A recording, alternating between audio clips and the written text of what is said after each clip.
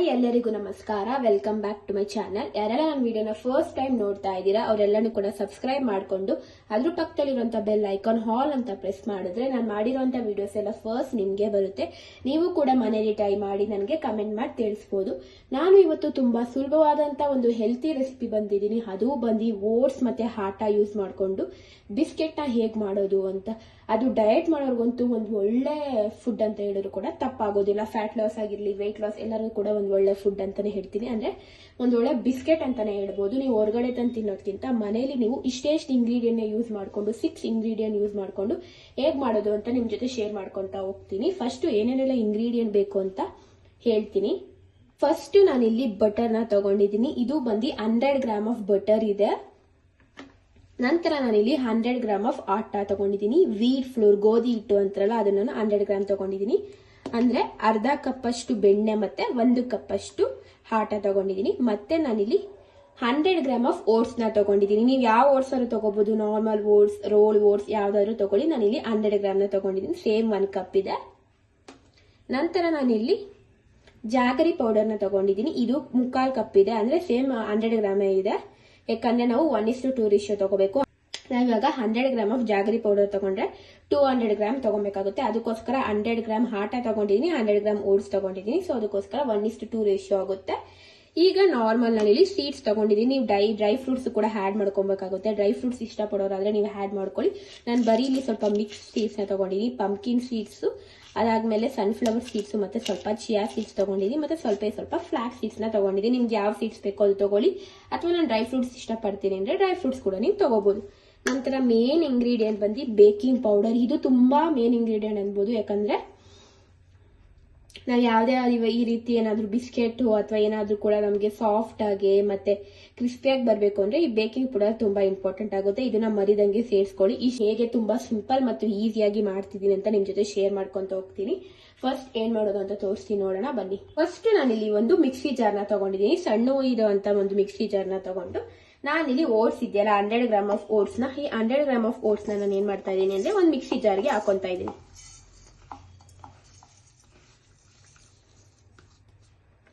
Mixie ಜಾರ್ಗೆ ನಾನು 100 gram of oats ನ ಹಾಕೊಂಡು ಈಗ ನಾವು ನೀಟಾಗಿ ಪೌಡರ್ ಮಾಡ್ಕೊಂಡ್ ಬರ್ಬೇಕು. ತುಂಬಾ ಸಾಫ್ಟ್ ಆಗಿ ಪೌಡರ್ ಮಾಡ್ಬೇಕು. ಯಾಕಂದ್ರೆ ಬಿಸ್ಕೆಟ್ ಮಾಡೋದ್ರಿಂದ ತರಿಯಾಗಿ ಸಿಕ್ಕೋದ್ರೆ ಚೆನ್ನಾಗಿರಲ್ಲ. ಸೊ ಅದಕ್ಕೋಸ್ಕರ ಈ ರೀತಿ ಹೇಗೆ ಆಟ ಇದೆಯಲ್ಲ ಫೈನು, ಆದಷ್ಟು ಫೈನ್ ಆಗಿ ಪೌಡರ್ ಮಾಡಕ್ಕೆ ಟ್ರೈ ಮಾಡಿ. ಪೌಡರ್ ಮಾಡ್ಕೊಂಡು ಬರ್ತೀನಿ. ಪೌಡರ್ ಹೇಗಾಗಿದೆ ಅಂತ ನಿಮ್ ಜೊತೆ ತೋರಿಸ್ತೀನಿ. ನೋಡಿ, ಈ ರೀತಿ ಪೌಡರ್ ಆಗಿರ್ಬೇಕು. ತುಂಬಾ ಸಾಫ್ಟ್ ಆಗಿ ಪೌಡರ್ ಆಗಿರ್ಬೇಕು. ಎಷ್ಟು ಸಾಧ್ಯ ಆಗುತ್ತೋ ಅಷ್ಟು ನೀವು ಸಾಫ್ಟ್ ಆಗಿ ಪೌಡರ್ ಮಾಡ್ಕೊಳ್ಳಿ. ಈಗ ರೆಡಿ ಆಯ್ತು, ಓಟ್ಸ್ ಪೌಡರ್ ರೆಡಿ ಆಯ್ತು. ಈಗ ನೆಕ್ಸ್ಟ್ ಮೇನ್ ಪ್ರೋಸೆಸ್ಗೆ ಹೋಗೋದಷ್ಟೇ. ನಾನು ಅದೇ ಮಿಕ್ಸಿ ಜಾರ್ಗೆ ಇವಾಗ ನಾನು ಈ ಸೀಡ್ಸ್ ತಂದಿದ್ನಲ್ಲ, ಅದನ್ನ ನಾನು ಏನ್ ಮಾಡ್ತೀನಿ ಅಂದ್ರೆ ಒಂದೇ ಒಂದ್ ರೌಂಡ್ ಈ ರೀತಿ ಪೌಡರ್ ಮಾಡ್ಕೊಂತೀನಿ. ಯಾಕಂದ್ರೆ ಇದು ಫುಲ್ ಹಿಂಗ್ ಹೋಲ್ ಇರೋದ್ರಿಂದ ನಾವೇನಾದ್ರೂ ಅದಕ್ಕೋಸ್ಕರ ಮಧ್ಯದಲ್ಲಿ ಏನಾದ್ರೂ ಬಿಸ್ಕೆಟ್ ಮಾಡ್ಬೇಕಾದ್ರೆ ಬ್ರೇಕ್ ಆಗುವಂತ ಚಾನ್ಸಸ್ ಇರುತ್ತಲ್ಲ. ಸೊ ಅದಕ್ಕೋಸ್ಕರ ನಾನು ಇದನ್ನ ಒಂದೇ ಒಂದು ಒಂದೇ ಒಂದು ರೌಂಡ್ ಪಲ್ಸ್ ಮಾಡ್ಬಿಟ್ಟು ತರ್ತೀನಿ. ನೋಡೋಣ ಪೌಡರ್ ಹೇಗಾಗಿರುತ್ತೆ ಅಂತ. ಫುಲ್ ಪೌಡರ್ ಮಾಡ್ಕೊಬೇಡಿ. ಇಲ್ಲಾಂದ್ರೆ ನೀವು ಚಾಪ್ ಮಾಡ್ಕೊಂತೀನಿ ಅಂದ್ರೆ ಚಾಪು ಕೂಡ ಮಾಡ್ಕೋಬಹುದು. ಇಲ್ಲಾಂದ್ರೆ ಮಿಕ್ಸಿ ಜಾರಲ್ಲಿ ಒಂದ್ ರೌಂಡ್ ಪಲ್ಸ್ ಮಾಡಿದ್ರೆ ರೆಡಿ ಆಯ್ತು. ಜಸ್ಟ್ ನಾನು ಈ ರೀತಿ ಪೌಡರ್ ಮಾಡ್ಕೊಂಡ್ ಬಂದಿದ್ದೀನಿ. ಈ ರೀತಿ ಸ್ವಲ್ಪ ಪೌಡರ್ ಮಾಡ್ಕೊಂಡ್ರೆ ನಮ್ಗೆ ರೆಡಿ ಆಯ್ತು ಅನ್ಬೋದು ಸೀಡ್ಸ್ ಪೌಡರ್. ಇದಕ್ಕೆ ಡ್ರೈ ಫ್ರೂಟ್ಸ್ ಕೂಡ ನೀವು ಆಡ್ ಮಾಡ್ಕೋಬಹುದು. ಎಲ್ಲಾ ಇಂಗ್ರೀಡಿಯೆಂಟ್ ಕೂಡ ರೆಡಿ ಇದೆ. ಇವಾಗ ನಾನು ಒಂದು ಬೌಲ್ ತಗೊಂತಾ ಇದ್ದೀನಿ. ನೀವು ಚೆನ್ನಾಗಿರುವಂತ ಒಂದು ಬೌಲ್ ತಗೊಳ್ಳಿ. ಯಾಕಂದ್ರೆ ನಾವು ಬಿಸ್ಕೆಟ್ ಎಲ್ಲ ಕಲ್ಸಕ್ಕೆ ತುಂಬಾ ಸ್ಪೇಷಿಯಸ್ ಆಗಿರುವಂತ ಒಂದು ಬೌಲ್ ತಗೋಬೇಕು. ಫಸ್ಟ್ ನಾನು ಇಲ್ಲಿ ಒಂದು ಬೌಲ್ ನ ತಗೊಂಡಿದ್ದೀನಿ. ಅದಾದ್ಮೇಲೆ ನಾನು ಇಲ್ಲಿ ಬಟರ್ ನ ಆಡ್ ಮಾಡ್ಕೊಂತಾ ಇದ್ದೀನಿ. ನೀಟಾಗಿ ರೂಮ್ ಟೆಂಪರೇಚರ್ ಇರುವಂತ ಬಟರ್ ನ ನೀವು ಯೂಸ್ ಮಾಡ್ಕೊಬೇಕಾಗುತ್ತೆ. ಈ ಬಟರ್ ನ ಆಡ್ ಮಾಡ್ಕೊಂಡು ನಾನಿಲ್ಲಿ ಜಾಗರಿ ಪೌಡರ್ ಅಂದ್ರೆ ಬೆಲ್ಲದ ಪುಡಿನ ನಾನು ಸೇರಿಸ್ಕೊಂತಾ ಇದ್ದೀನಿ. ಅದನ್ನು ಸೇರಿಸ್ಕೊಂಡು ಚೆನ್ನಾಗಿ ನೀಟಾಗಿ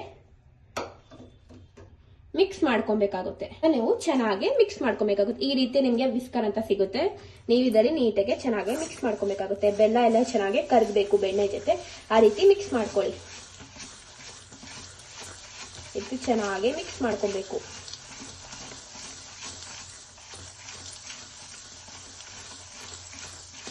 ಮಿಕ್ಸ್ ಮಾಡ್ಕೊಂಡು ನಾನು ನಿಮ್ಗೆ ತೋರಿಸ್ತೀನಿ ನೆಕ್ಸ್ಟ್. ನೋಡಿ, ನಾನಿವಾಗ ಬೆಲ್ಲದ ಪುಡಿ ಮತ್ತೆ ಬೆಣ್ಣೆ ಇತ್ತಲ್ಲ ಅದೆಲ್ಲನೂ ಕೂಡ ಚೆನ್ನಾಗಿ ಮಿಕ್ಸ್ ಮಾಡ್ಕೊಂಡು ಕರ್ಗೋ ರೀತಿ ಮಾಡ್ಕೊಂಡಿದೀನಿ.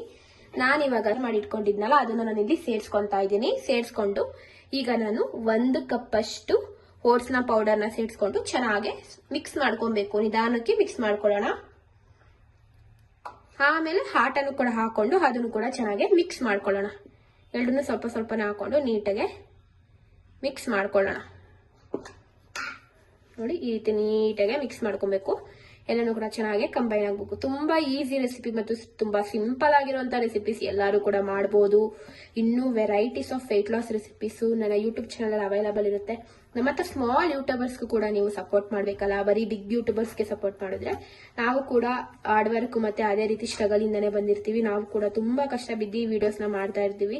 ಸೊ ನೀವು ಅದಕ್ಕೋಸ್ಕರ ಒಂದು ಲೈಕ್ ಮತ್ತೆ ಶೇರ್ ಹಾಗೆ ಒಂದು ಸಬ್ಸ್ಕ್ರೈಬ್ ಮಾಡ್ಕೊಂಡ್ರೆ ನಮ್ಗೆ ಇನ್ನೂ ಕೂಡ ಮೋಟಿವೇಶನ್ ಸಿಗುತ್ತೆ. ಇನ್ನೂ ವೆರೈಟಿ ಆಗಿರುವಂತ ರೆಸಿಪೀಸ್ ನಾನು ನಿಜವಾಗ್ಲೂ ನಿಮ್ ಜೊತೆ ಅಪ್ಲೋಡ್ ಮಾಡ್ತೀನಿ. ಇನ್ನೂ ವೆರೈಟೀಸ್ ಆಫ್ ನನ್ಗೆ ಗೊತ್ತಿರುವಂತ ಎಲ್ಲಾ ಕುಕಿಂಗ್ ಐಡಿಯಾಸ್ ಎಲ್ಲ ಸ್ಕಿಲ್ಸ್ ಎಲ್ಲ ನಿಮ್ಗೂ ಕೂಡ ಟಿಪ್ಸು ಟ್ರಿಕ್ಸು ಎಲ್ಲಾನು ಕೂಡ ನಾನು ನಿಮ್ ಜೊತೆ ಶೇರ್ ಮಾಡ್ಕೊಂತ ಹೋಗ್ತೀನಿ. ನನ್ನ ರೆಸಿಪೀಸ್ಗಳನ್ನ ನೀವು ಕೂಡ ಟ್ರೈ ಮಾಡ್ತಾ ಇರಿ. ಹೇಗೆ ಬಂತು ನನಗೂ ಹೇಳ್ತಾ ಇರಿ. ನನಗೂ ಕೂಡ ಗೊತ್ತಾಗುತ್ತೆ ಯಾರಾದ್ರೂ ನಾನು ಮಾಡಿರುವಂತ ರೆಸಿಪೀಸ್ನ ಟ್ರೈ ಮಾಡಿರ್ತಾರೆ ಅಂತ ನನಗೂ ಕೂಡ ತುಂಬಾ ಖುಷಿ ಆಗುತ್ತೆ. ಸೊ ಅದಕ್ಕೋಸ್ಕರ ಇದನ್ನ ಒಂದು ಡೋ ಆಗಿ ಪ್ರಿಪೇರ್ ಮಾಡ್ಕೊಂಡು ನಾನು ನಿಮ್ಗೆ ತೋರಿಸ್ತೀನಿ ನೆಕ್ಸ್ಟ್ ಏನ್ ಮಾಡ್ಬೇಕು ಅಂತ. ಇವಾಗ ಬೇಕಿಂಗ್ ಪೌಡರ್ನ ಸೇರಿಸ್ಕೊಂತಾ ಇದ್ದೀನಿ. ನೋಡಿ ಈ ರೀತಿ ಮಿಕ್ಸ್ ಮಾಡ್ಕೊಂಡು ಈಗ ಬೇಕಿಂಗ್ ಪೌಡರ್ ಹಾಕಿದ ನಂತರ ಇಲ್ಲಿ ಒಂದೇ ಒಂದು ಸ್ವಲ್ಪ ಉಪ್ಪನ್ನ ಸೇರಿಸ್ಕೊಂತಾ ಇದ್ದೀನಿ. ಉಪ್ಪು ಹಾಕೋದ್ರಿಂದ ಸ್ವಲ್ಪ ತುಂಬಾ ಚೆನ್ನಾಗಿರುತ್ತೆ ಬಿಸ್ಕೆಟ್. ಸೊ ಅದಕ್ಕೋಸ್ಕರ ನಾನಿಲ್ಲಿ ಜೀರಿಗೆನ ಸೇರಿಸ್ಕೊಂತಾ ಇದ್ದೀನಿ. ಮಧ್ಯದಲ್ಲಿ ಒಂದೊಂದು ಜೀರಿಗೆ ಸಿಗ್ತಾ ಇದೆ, ತುಂಬಾ ಕ್ರಂಚಿ ಆಗಿರುತ್ತೆ. ಸೊ ಅದಕ್ಕೋಸ್ಕರ ಒಂದು ಒಳ್ಳೆ ಬಿಸ್ಕೆಟ್ ಅಂತ ಹೇಳಿದ್ರು ಕೂಡ ತಪ್ಪಾಗೋದಿಲ್ಲ, ತುಂಬಾ ಸಕ್ಕತ್ತಾಗಿರುತ್ತೆ. ಒಮ್ಮೆ ನೀಟಾಗಿ ಮಿಕ್ಸ್ ಮಾಡ್ಕೊಂಡು ಇವಾಗ ನೀವು ಹಾಲು ಅಥವಾ ನೀವು ಬೆಣ್ಣೆನ ಸೇರಿಸ್ಕೋಬಹುದು. ನಾನು ಇಲ್ಲಿ ಹಾಲನ್ನ ಸೇರಿಸ್ಕೊಂಡು ಚೆನ್ನಾಗಿ ಮಿಕ್ಸ್ ಮಾಡ್ಕೊಂತೀನಿ. ಈ ಟೈಮಲ್ಲಿ ಸ್ವೀಟ್ ಏನಾದ್ರು ಕಮ್ಮಿ ಇದ್ರೆ ಸ್ವಲ್ಪ ಬಗರಿ ಪೌಡರ್ನ ಹಾಕೊಂಡು ಚೆನ್ನಾಗಿ ಮಿಕ್ಸ್ ಮಾಡ್ಕೊಳ್ಳಿ. ನಂತರ ಸ್ವಲ್ಪ ಹಾಲು ಹಾಕೊಂಡು ಚೆನ್ನಾಗಿ ಮಿಕ್ಸ್ ಮಾಡ್ಕೊಂಡು ಒಂದು ಚಪಾತಿ ಹಿಟ್ಟು ಬರುತ್ತಲ್ಲ ಅದಕ್ಕಿಂತ ಸ್ವಲ್ಪ ಸಾಫ್ಟ್ ಆಗಿ ಕಳಿಸ್ಕೊಂಡ್ರೆ ನಮ್ಮ ಡೋ ರೆಡಿ ಆಗುತ್ತೆ. ಮೇನ್ಲಿ ನಾವು ಬಿಸ್ಕೆಟ್ ಮಾಡಕ್ಕೆ ಅಥವಾ ಕುಕಿ ಮಾಡಕ್ಕೆ ಇದೇ ರೀತಿ ನಾವು ಡೋನ ಪ್ರಿಪೇರ್ ಮಾಡ್ಕೊಬೇಕಾಗುತ್ತೆ. ಸೊ ಅದಕ್ಕೋಸ್ಕರ ಈಗ ನಾವು ಹಾಲು ಹಾಕೊಂಡು ಚೆನ್ನಾಗಿ ಮಿಕ್ಸ್ ಮಾಡ್ಕೊಂಡು ನಿಮ್ಗೆ ತೋರಿಸ್ತೀನಿ ಯಾವ ರೀತಿ ತುಂಬಾ ಸಕ್ಕತ್ತಾಗಿ ರೆಡಿ ಆಗಿದೆ ಅಂತ. ನೋಡಿದ್ರೆ ತುಂಬಾ ಸಕ್ಕತ್ತಾಗಿ ಅನಿಸಿದೆ, ಟೇಸ್ಟ್ ಕೂಡ ತುಂಬಾ ಚೆನ್ನಾಗಿರುತ್ತೆ. ಈಗ ಏನಿಲ್ಲ, ನಾವು ಒಂದು ಸ್ಮಾಲ್ ಬಾಲ್ ರೀತಿ ಮಾಡ್ಕೊಬೇಕಾಗುತ್ತೆ. ಈ ರೀತಿ ಸ್ಮಾಲ್ ನಿಮ್ಗೆ ಯಾವ ಸೈಜಿಗೆ ಬೇಕು ಬಿಸ್ಕೆಟ್ ಆ ಸೈಜಿಗೆ ನೀವು ಮಾಡ್ಕೊಳ್ಳಿ.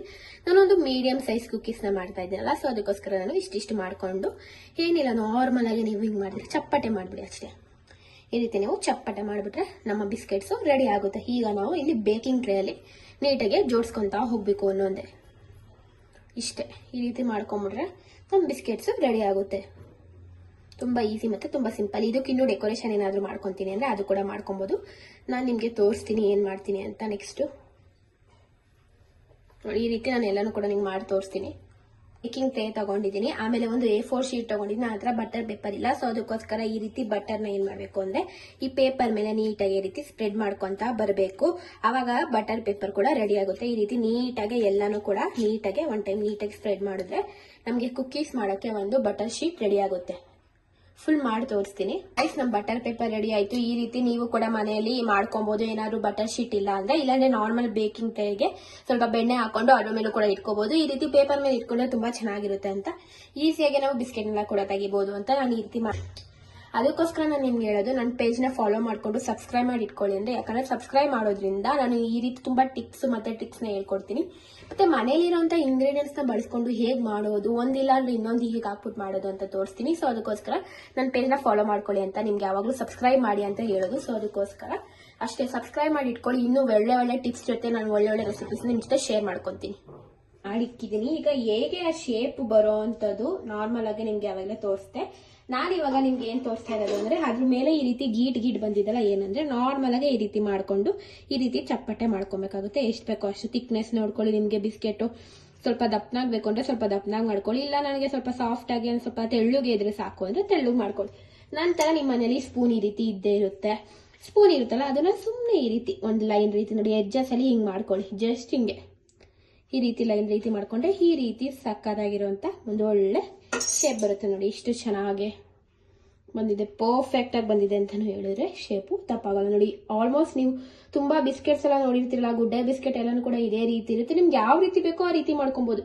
ನಾನು ಈ ರೀತಿ ಮಾಡ್ಕೊಂತಾ ಇದ್ದೀನಿ. ಸ್ವಲ್ಪ ಸ್ಪೇಸು ಸ್ವಲ್ಪ ಜಾಗ ಸ್ವಲ್ಪನೇ ಜಾಸ್ತಿ ಬಿಸ್ಕೆಟ್ ಒಂದೇ ಸಲ ಹಾಕಿ ಲೋಡ್ ಮಾಡಿ ಬೇಯಿಸಕ್ ಹೋಗ್ಬೇಡಿ.